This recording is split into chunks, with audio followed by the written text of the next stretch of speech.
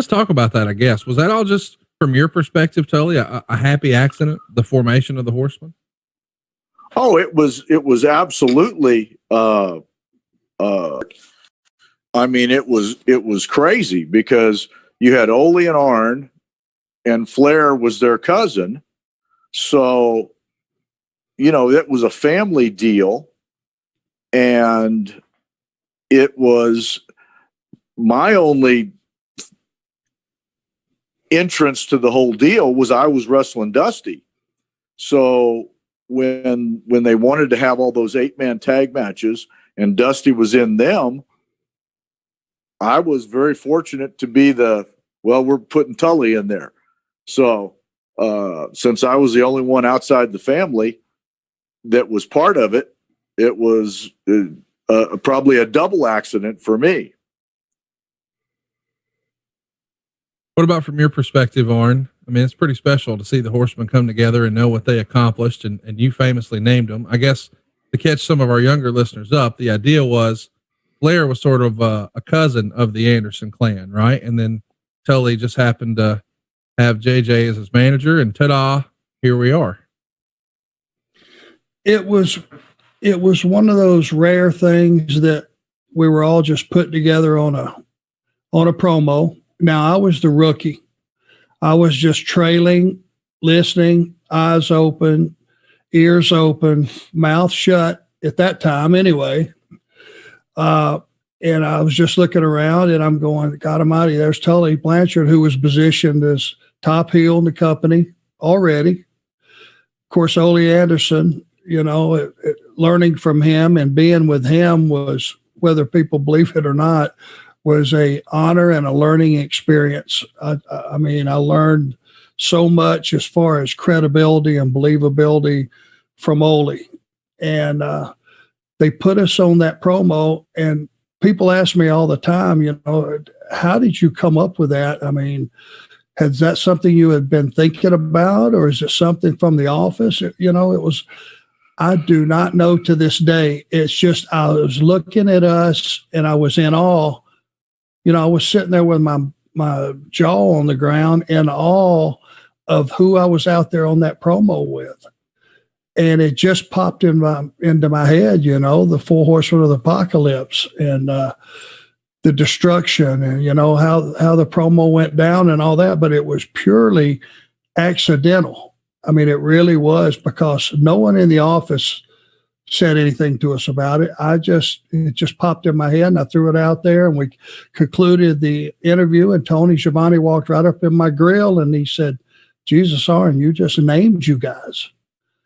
And I went, okay, yeah, maybe, yes.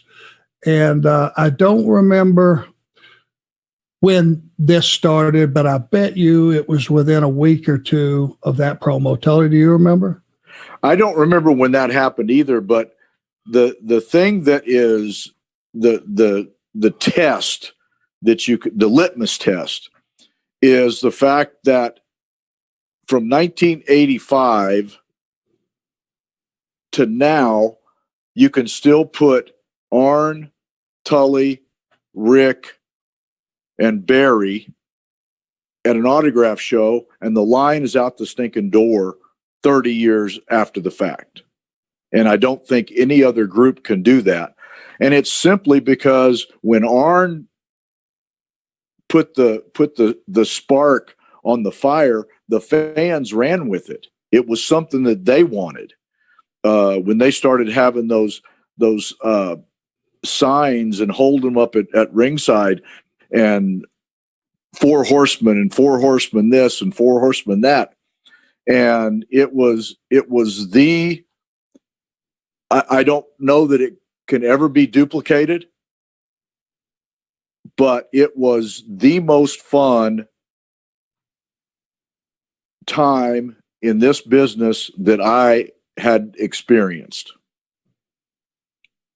Oh, for sure. Working with Dusty, Arn, has got to be a bit of a treat, especially because, you said it was some of the most fun you ever had. But now it's come full circle. You're getting to work with Cody. Did you ever think that, your career would really just become parallel with the Rhodes family as long as it has? Well, before we skip over, how we got from there to here, I think it's important that we go back and realize a couple things. It's like from that promo going down and saying Four Horsemen, like I said, I don't remember if it was a week, but it was probably no more than 2 weeks. Again, this thing popped in my head and we started doing it. And within a 2-week time slot, we went from never being together with any association other than the story with the Andersons or Flair being family to 2 weeks later, that crowd that was still down, business had not came up yet. It had not caught fire yet, but there was just some inklings and some things that people were doing, that the Four Horsemen deal right out of the chute. I mean, it just flamed up. And you've never probably seen guys that were just put together that didn't come in together as a team or anything, that in 2 or 3 weeks' time, it was already catching fire. And that's an amazing, amazing accomplishment if you think about it. But if you look around, our audience was, they knew who Ole Anderson was. They knew who Tully Blanchard was.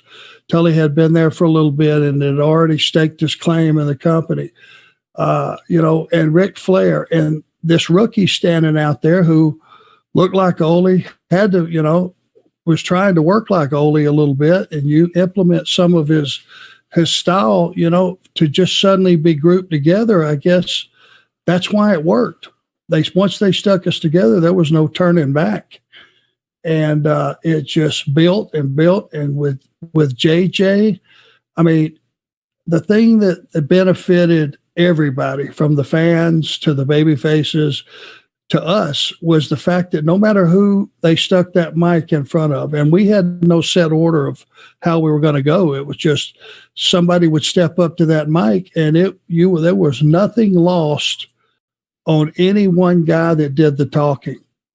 When it was said and done, everything was covered, and it was covered in a very eloquent and vicious way, just depending on which guy you handed the mic to. And it just immediately caught fire. And to this day, think about that. 3 weeks time.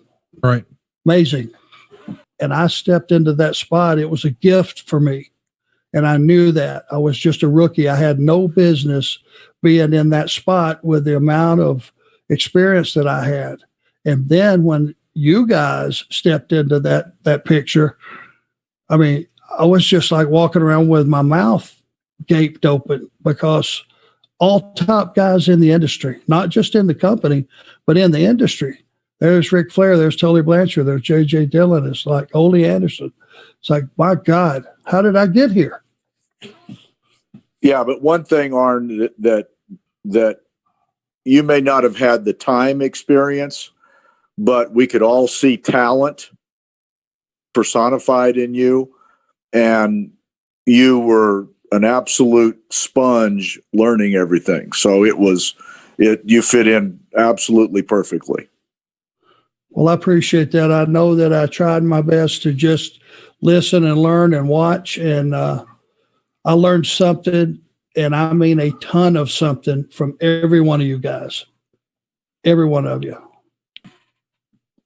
With a tremendous angle making Barry Windham the fourth member of the Horsemen, which was genius. Is that a Dusty Rhodes idea, to the best of your recollection? I think it would have probably had to be, but I would have think he would have asked us what we thought about Barry. It just seems like that's something that would have happened. And if you've been, we had all been in the ring with Barry, Tully probably more than any of us, but with his skill set, swapping Luger for Barry Windham from a match standpoint, there was no comparison. Yeah, no comparison. Well, and what happened, Conrad, there is the dynamics of the four of us changed, because when it first started, Ole and Arn were the tag team, and Flair and I were singles. And when Barry came in, because his talent level was up equal to Flair or even surpassed Flair, then that made him and Flair the two singles, and it put me and Arn in the situation that we became the tag team, and that's how. And I mean, it was. I think time can tell, but I mean, we were a pretty good tag team. It's also interesting to think, because I think most of us, fans listening to this, we think this Horseman run was, I don't know, 10 or 15 years. It's really about 3 years, right? I mean, from when you first called it the Four Horsemen to when y'all left to go work for Vince, it's only about 3 years. Time flies when you're having fun, right? Oh boy. Yeah. And you got to remember, Conrad, a lot of those, Carolina towns, when this thing first started, we were going to, weekly or bi-weekly, 3 or 4 times a month. We were going to some of these towns, which is amazing, because every week you got to bring them something different, because the audience remembers. They remember, what the structure of a match would have been. They may not remember everything or even most of it, but if you go out there and you don't change it up, and you don't, give them a change in your story, or change in your opponent, or change in the style of match you have, they'll know. So it was demanding and it was challenging, but what it made you learn how to do more than anything, you don't hear this being emphasized. You had to learn how to work, and work with everybody and anybody from different skill levels. It wasn't one of those things that you might consider doing. If you wanted to survive, much less thrive, you better learn how to work. And we all, sorry, Arn, but you talk about that and talk about the skill levels of a people, because back in those days on Saturday morning, when we'd wrestle some of those guys that were coming over from Alabama, the skill level was 0. And you had to go out there and still have a decent match so that people would watch your TV show. And then in the house shows, you had to wrestle Robert and Ricky and Magnum and Dusty, and even when we had some of the heel matches against the Midnight Express, those kind of guys, and you had to make it all believable, and it was very taxing and trying. Hey, it's Conrad Thompson. Thanks for checking out the podcast here on YouTube. Be sure to hit the subscribe button and the notifications bell so you get a notice anytime we upload some new content. And go save yourself some money right now. If you're in a 30-year loan or you have credit card debt, it's not a matter of if I can save you money. It's a matter of how much. Find out right now for free at SaveWithConrad.com.